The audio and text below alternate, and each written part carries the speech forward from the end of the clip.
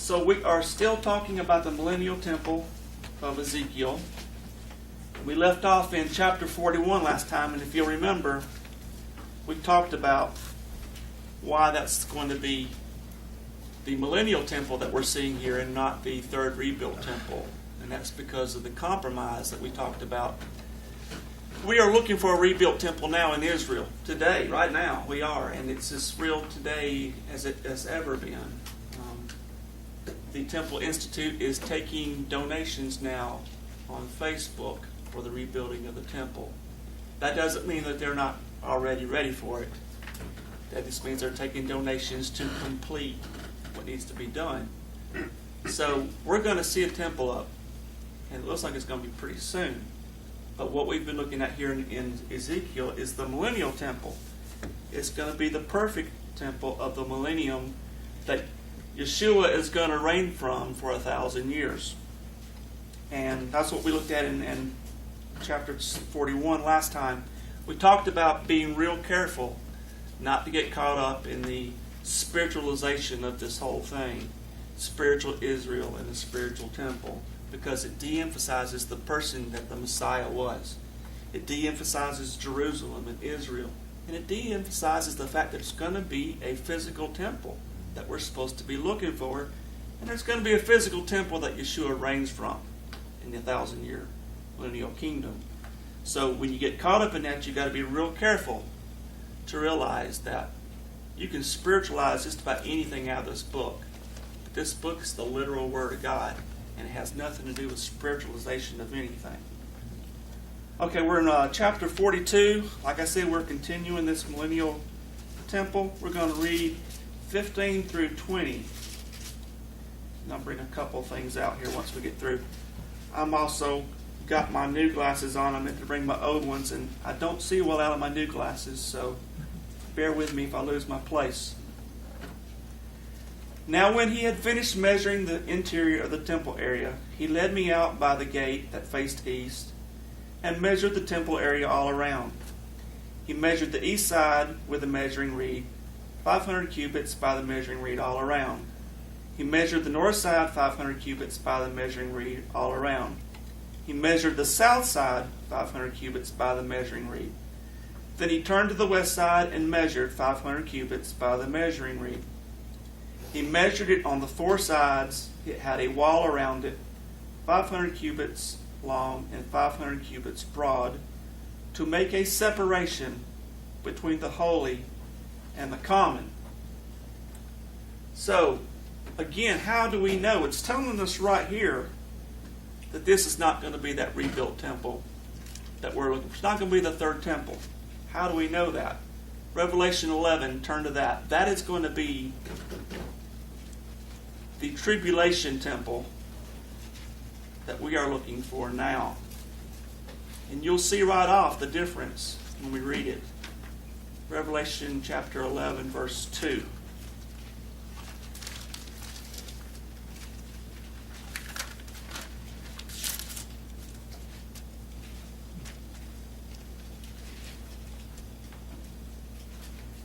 This is John's vision of the temple, but it's the vision of the tribulation temple.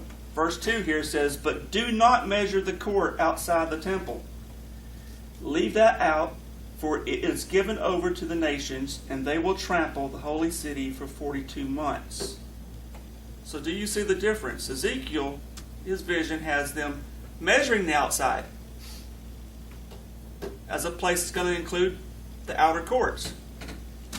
The tribulation temple here in Revelation, they're not measuring the outside. Because why?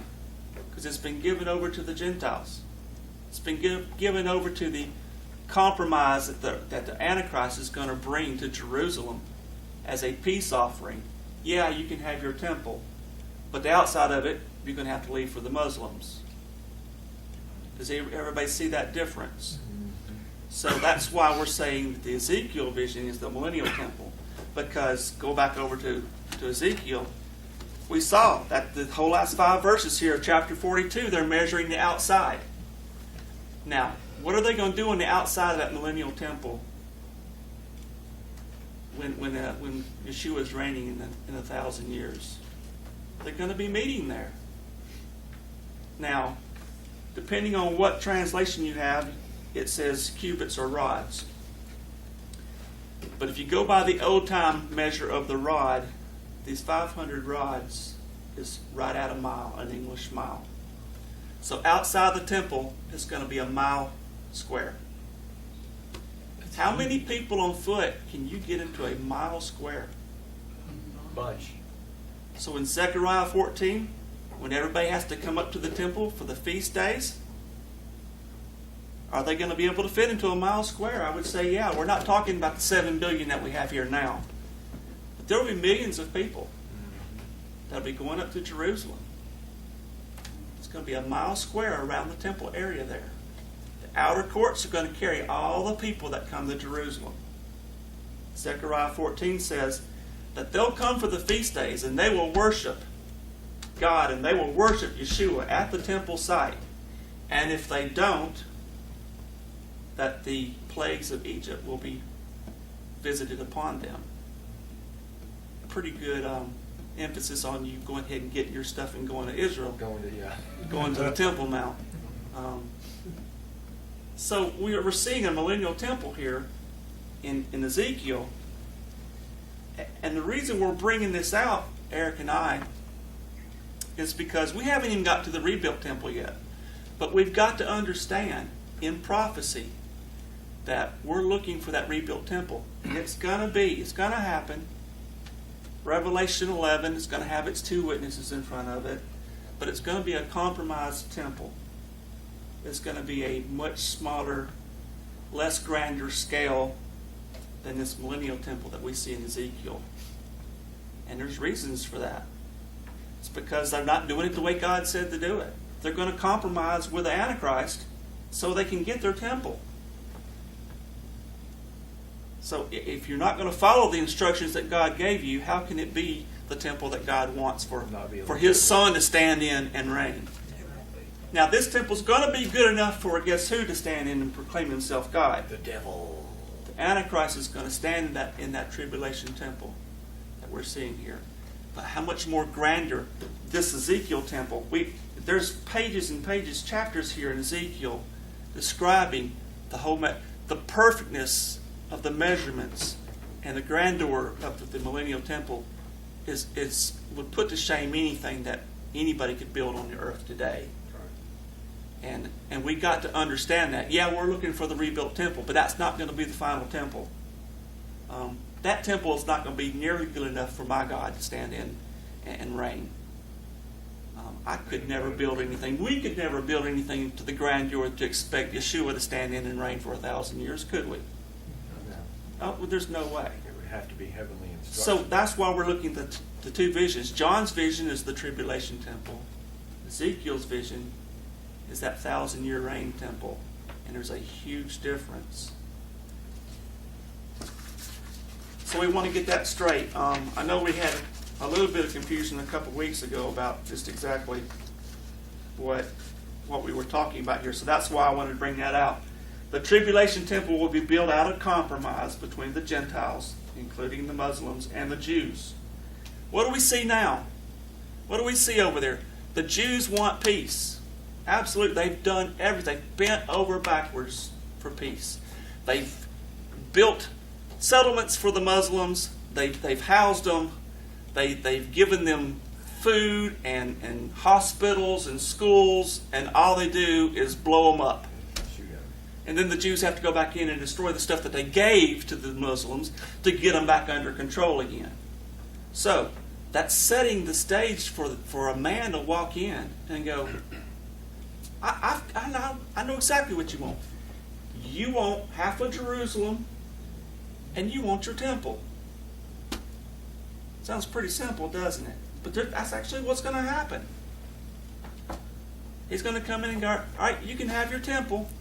You give over half the city to the Muslims and let them have their stuff. What else is going to be on the Temple Mount with this tribulation temple? That ugly dome of the rock that has written on it in Arabic at the top, pointing toward God, blasphemies toward God, saying that Allah is the only one true God. It's still going to be there on the Temple Mount. Do you think God's happy about that? No, but I mean, that's what we're showing here. There's going to be a compromised temple. We got to get that fixed in our mind. It's not going to be the last temple. The tribulation temple is going to be much smaller in scale because of this compromise. And we just saw John's vision didn't even include the outer courts at all, because John said, the visionary to John said, don't even worry about measuring the outside, guys, because that's going to be given over to the Gentiles. The tribulation temple will have to be built in compromise to include the Dome of the Rock and the mosque that's over there. Mosque of Omar. Mosque of Omar. Think about that. As we stand here this evening, there are Muslims on the Temple Mount doing all their Muslim things. There's not one Jew that's allowed on the Temple Mount right now. And that's by the Jewish government's own hand. So, how willing are the Jews to keep peace in our day and time? You know, I often thought when I was a kid, why would the Jews... Because I saw in the 67 war when they took Jerusalem, and I saw in the Yom Kippur War in 73, you know, I was 10 years old. I saw how they fought for everything that they got. Why would they so willingly give it back up? Well, we see them now. They won't even go on the Temple Mount because they don't want to upset the Muslims. They want to keep peace. We're seeing that right now. So yeah, we are in the day and time where a man's going to come and stand and say, hey Muslims, you want your temple, you want half the city?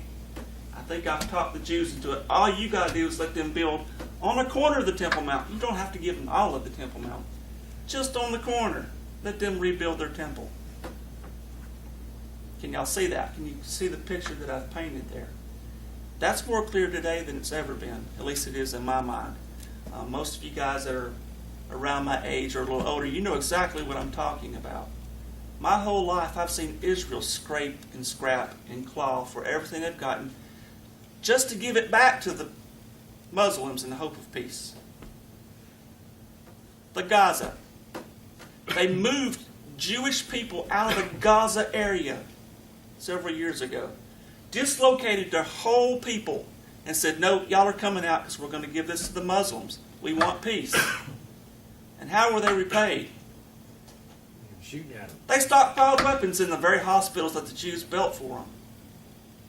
The schools that they built for them. The homes that they took their own Jewish people out of and says, no, you got to come over here. We'll build you something else, but you got to leave your house. We're going to give it to the Muslims. That's a stark, black and white picture of where Jerusalem is today. It's never been as more politically hot than it is today. We have a president who this week said in an address to the nation, thank you to the Muslim people. You are a foundation of building this country.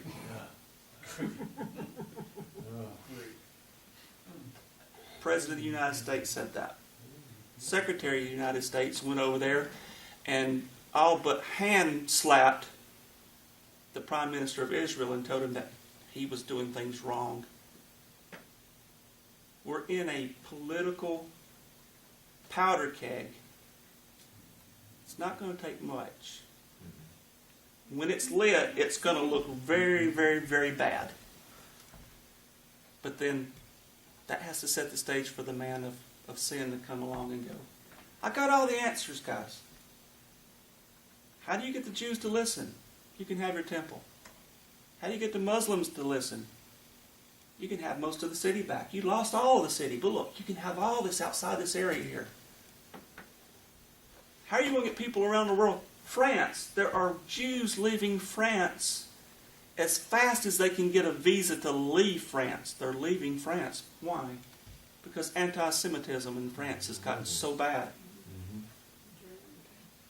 You know, they were turning cars over, and there's a lot of videos. They're burning stuff. They're painting the outside of businesses that are owned by Jewish people, like they were in pre-World War II Germany. That goes back a long ways. For the Yes, Jews sir. in France.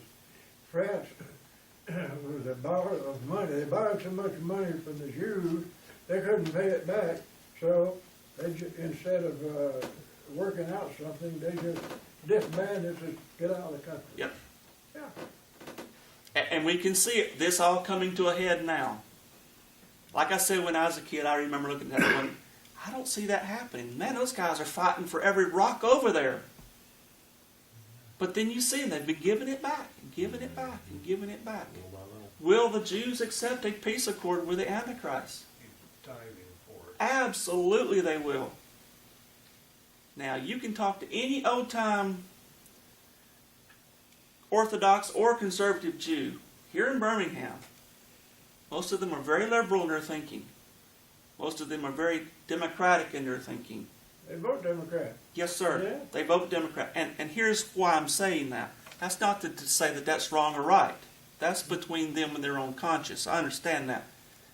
But they are willing to compromise anything and everything. Just leave me alone. How do you get 6 million people to walk to the railroad train cars and get in them?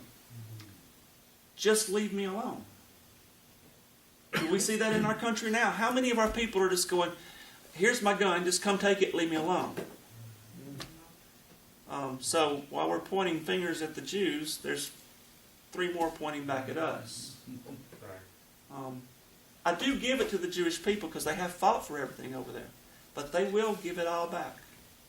And we can see that happening. I say it's going to be very shortly. I mean, the powder keg of Ezekiel 38, just a few short chapters before this. Guys, Ezekiel 38 it's not a little limited armed conflict. You got the big bear of Russia leading that sucker, and it's going to be a bad time. So, guys, let's keep our eyes on the prize, like we talked about a couple weeks ago. We have hope. We're not looking for the Messiah the first time. We're looking for him the second time. And therein lies our hope. He's not going to have to come back and do all the things that the Jewish people have been looking for these thousands of years.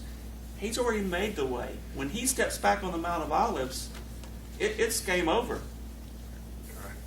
It's game over. He's not going to come back as the lamb that he did first time. Coming back as a judge. The Lion of Judah.